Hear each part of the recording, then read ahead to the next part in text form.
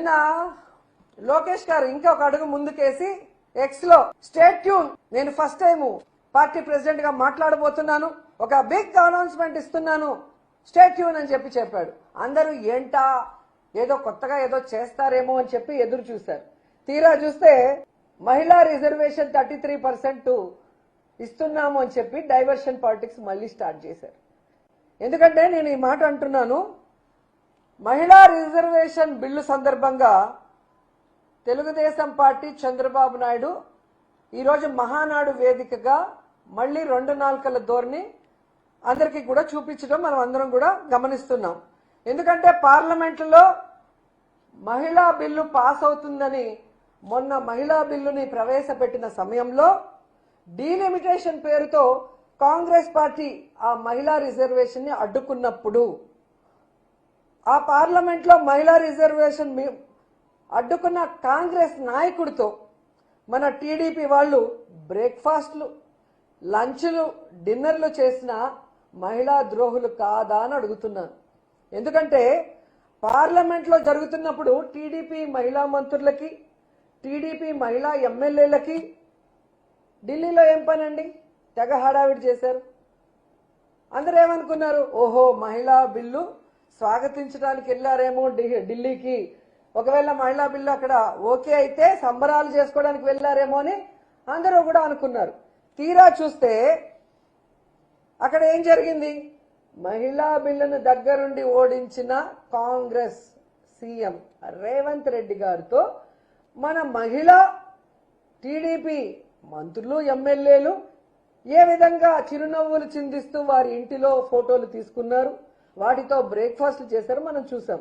అంటే మహిళా బిల్లు అక్కడ వీగిపోయిన తర్వాత మీరు ఎంజాయ్ చేస్తున్నారు అంటే మీరు మహిళా బిల్లుకి వ్యతిరేకులు, మహిళా రిజర్వేషన్ కి వ్యతిరేకులు అనేది ఈ రాష్ట్ర ప్రజలందరూ కూడా గమనించారు. ఆ విషయం మీరు తెలుసుకోవాలి.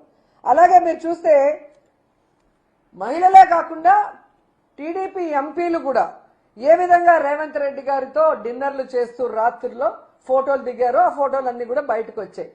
అంటే వీరు ఏ విధంగా మహిళా రిజర్వేషన్ బిల్లుకి సపోర్టివ్ గా ఉన్నారని ప్రజలు నమ్ముతారని ఈరోజు మహానాడులో మళ్ళీ అబద్ధం చెప్తున్నారని నేను అడుగుతున్నాను. ఎందుకంటే అక్కడ మహిళా బిల్లు వీగిపోయిన 24 గంటల లోపల టీడీపీ ఎంపీలు, ఎమ్మెల్యేలు, మంత్రులు అందరూ కూడా రేవంత్ రెడ్డితో పండగ చేసుకుంటున్నారు అంటే ఈరోజు ప్రతి ఒక్కరికి అర్థమవుతుంది. ఆనాడే జగనన్న చెప్పాడు, కాంగ్రెస్ పార్టీతో టీడీపీకి హాట్ లైన్ బంధం ఉంది. పొద్దున బ్రేక్ఫాస్ట్ బీజేపీతో చేస్తే రాత్రి డిన్నర్లు కాంగ్రెస్ తో చేస్తారు ఈ తెలుగుదేశం వాళ్ళు. సిగ్గులేని రాజకీయాలు చేస్తున్న చంద్రబాబు నాయుడు గురించి తెలుసుకోండి అని జగన్ సార్ చాలా సార్లు చెప్పారు. అది ఈరోజు మరొకసారి ఈ మహిళా బిల్లు విషయంలో బయటపడింది. లేదు అని మీరంటే ఈరోజు చంద్రబాబు నాయుడు సూటిగా చెప్తున్నాను, జగన్మోహన్ రెడ్డి గారు 2023లోనే 2023లోనే వైఎస్ఆర్ కాంగ్రెస్ పార్టీ తరఫున అసెంబ్లీలో మహిళా బిల్లుకి తీర్మానం చేశారు. పార్లమెంటులో దాన్ని వాళ్ళు పెట్టినా పెట్టకపోయినా ఆయన ఏం చేశారు, 33% కాకుండా దాదాపుగా 50% వరకు జడ్పీ చైర్మన్లు గాని, మేయర్లు గాని, మున్సిపల్ చైర్మన్లు గాని, ఎంపీపీలు గాని ఏ విధంగా మహిళలకు ఇచ్చి ఆశీర్వదించారో అందరూ కూడా గమనించారు. ఎందుకంటే కేంద్రం మొన్న చేసిన మహిళా బిల్లుకు మొట్టమొదట సపోర్ట్ చేసిన వ్యక్తి అపోజిషన్ లో ఉన్నా కూడా జగనన్నే. ఎందుకంటే మహిళలకి ఒక అన్నలాగా, ఒక తమ్ముడిలాగా, ఒక తండ్రిలాగా ఎప్పుడూ అండగా ఉండే జగనన్న మహిళా బిల్లు కూడా సపోర్ట్ చేశారు. కానీ మీరు అక్కడేమో సపోర్ట్ చేయకుండా కాంగ్రెస్ తో విందులు వినోదాలు చేసుకొని ఇక్కడ తూతూ మంత్రంగా మహానాడులో నోటి మాటలు చెప్తున్నారు.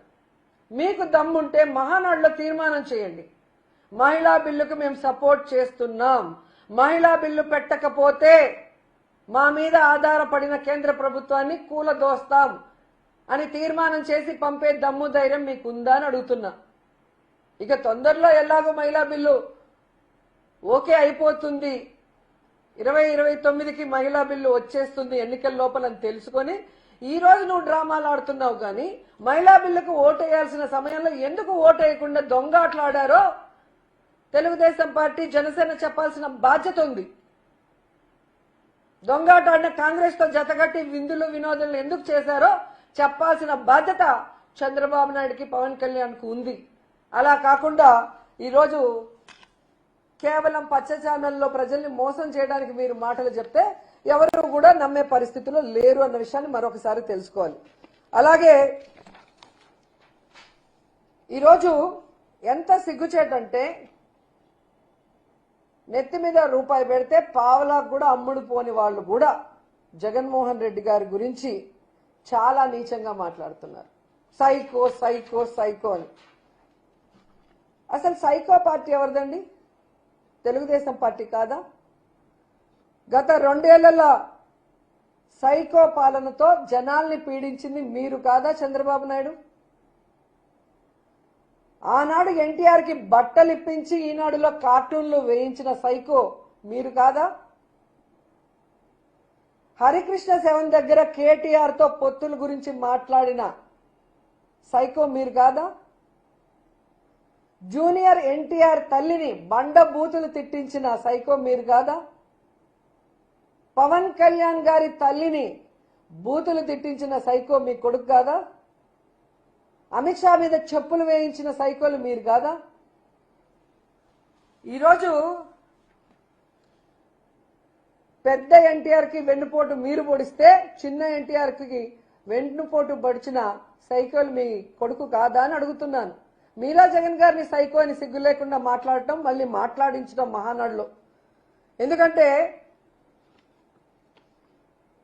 మీరు ప్రజలకు చేస్తామన్న సంక్షేమము అభివృద్ధి చేయలేదు, జగనన్న ఇస్తున్నవి ఇవ్వలేదు, ప్రజల్లో వ్యతిరేకత వస్తుంది కాబట్టి ఏ విధంగా రెడ్ బుక్ రాజ్యాంగంతో డైవర్షన్ పాలిటిక్స్ తో కాలం గడుపుతున్నారనేది అందరికీ అర్థమవుతుంది. ఎందుకంటే ఈరోజు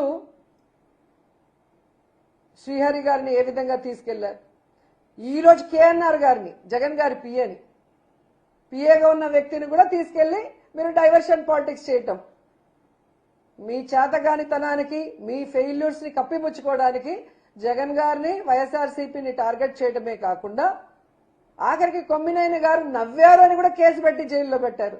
ఇది ఎక్కడైనా ఇది వింటుందా? అలా గనక కేసులు పెట్టుకుంటూ పోతే తెలుగుదేశం జనసేన పార్టీలో మీతో పవన్ కళ్యాణ్ తో సహా అందరూ జైల్లోనే ఉండాలి. మీరు మాట్లాడినంత నీచంగా, మీరు మాట్లాడినన్ని అబద్ధాలు, మీరు చేసినన్ని మోసాలు ఎవరు కూడా చేస్తుండరు. కానీ కక్ష సాధింపుతో ఈరోజు కేఎన్ఆర్ కూడా ఈ సందర్భంగా తెలియజేసుకుంటున్నా. ఎందుకంటే ఈ రాష్ట్రంలో లా అండ్ ఆర్డర్ లేకుండా పోలీసుల్ని మీ చేతుల్లో పెట్టుకొని ఈరోజు మహిళలకి రక్షణ లేకుండా చేసి కేవలం వైఎస్ఆర్ కాంగ్రెస్ పార్టీ వాళ్ళని టార్గెట్ చేసి కేసులు పెట్టడం, వాళ్ళని కొట్టినా చంపినా కేసులు లేకుండా చేయటం, దీనికి పోలీసు వ్యవస్థని వాడుకుంటూ దేశంలోనే పోలీసు ర్యాంకింగ్ లో దిగజారిపోయింది. ఈరోజు హింసల్లో, దాడుల్లో, దోపిడీల్లో, అబద్ధపు ప్రచారాల్లో తెలుగుదేశం పార్టీ ఫస్ట్ ఉందన్న విషయం అందరూ కూడా చెప్తున్నారు. సర్వేల్లోనే తెలుస్తుంది. ఇంకైనా సిగ్గు తెచ్చుకొని రాబోయే 3 సంవత్సరాల్లో అయినా ప్రజలకు ఇచ్చిన హామీల్ని నెరవేరుస్తూ అభివృద్ధి చేస్తూ ముఖ్యంగా మహిళలకి రక్షణ కల్పించండి అని కోరుకుంటున్నా.